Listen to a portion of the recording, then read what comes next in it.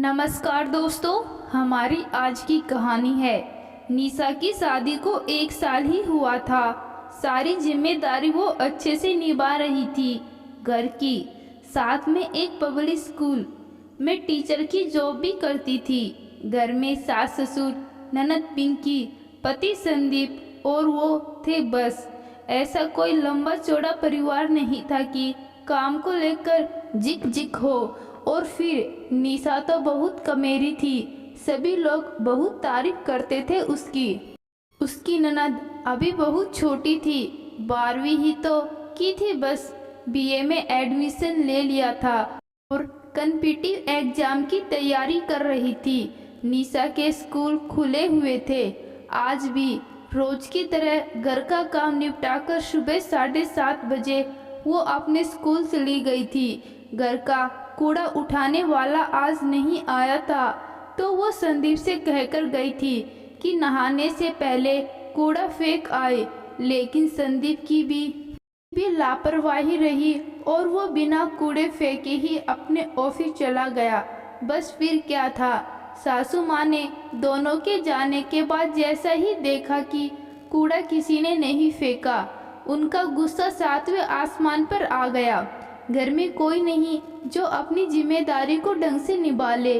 अब कूड़ा घर में ही सिड़ेगा क्या, अगर कूड़े वाला उठाने नहीं आएगा। निस्सेती फैला रखी है घर में, कूड़ा घर में पड़ा है और महारानी पूजा पाठ करके चलती बनी मैडम बनकर। आ जाने दो, आज बताती हूँ। सासू माँ पूरे गुस्से में बोली। रिंकी तो बस अपने आप में मस्त थी। माँ की बात को अनसुना करके ऊपर चली गई अपने कमरे में। दोपहर को निशा स्कूल से आई। घर में कोई दिखाई नहीं दे रहा था। आज एकदम सन्नाटा था घर में। उसे बहुत अजीब लगा, तो उसने सासू माँ के कमरे में देखा तो चैन की सांस ली। लगता है मम्मी जी सो रही हैं, कहती हुई निशा अपने कमरे की तरफ जैसे ही बढ़ी, एकदम सासू माँ बोली, सो नहीं रही हूँ। अच्छा मम्मी जी, मुझे लगा शायद आँख लग गई होगी आपकी। और फिर पैर छूने आई तो सासू माँ कुछ नहीं बोली। वो समझ गई कि कुछ तो गड़बड़ है आज। क्या हुआ मम्मी जी, कोई बात है क्या? निशा ने अपनी सासू माँ से पूछा।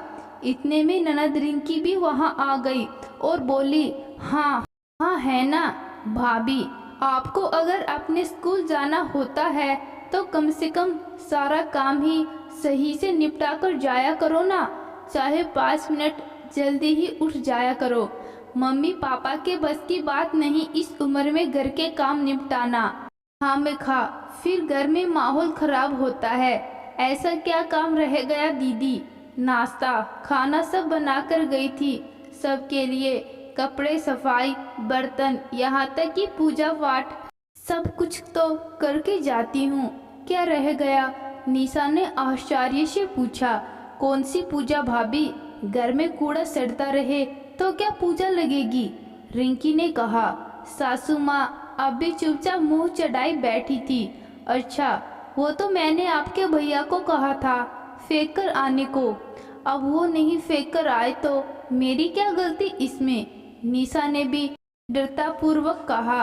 आखिर पढ़ी लिखी आज के जमाने की और स्वाभिमान लड़की थी, गलती पर चाहे पैर पकड़ लेगी, पर बिना गलती के झुकने वालों में से नहीं थी। अब सासू माँ की चुप्पी टूटी और गुस्सा फूटा।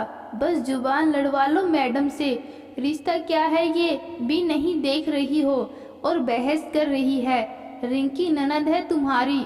निशा, लिहाज करो रिश्ते की। और फिर संदीप क्यों फेंकेगा कूड़ा? अब घर में झाड़ू पकड़कर बैठाना है क्या उसे? इसमें झाड़ू पकड़ बैठाना है क्या उसे? इसमें झाड़ू पकड़कर बैठने की क्या बात है मम्मी जी? एक कूड़ा बाहर फेंक कर ही तो आना था। रही रिश्ते की लिहाज की बात, तो यही लिहाज दीदी को भी तो करनी चाहिए थी। वो छोटी है उम्र में मुझसे, उन्हें भी इस तरह नहीं बोलना चाहिए था इन मामलों में। मैंने तो जो पूछा था आपसे पूछा था, निशा ने दृढ़ता से कहा। ऐसा है निशा, ये जुबान जोरी तुम्हारे घर चलती होगी, यहाँ नहीं चलेगी। बता रही हूँ। और संदीप क्या तुम्हारे बाप का नौकर है जो तुम्हारे काम भी निपटाएगा अब? सासू माँ ने कहा। ये सुनकर निशा को भी गुस्सा आ गया। वो तुरंत बोली, मम्मी जी मैं आपकी इज्जत करती हूँ, प्लीज मेरा मुंह मत खुलवाइए।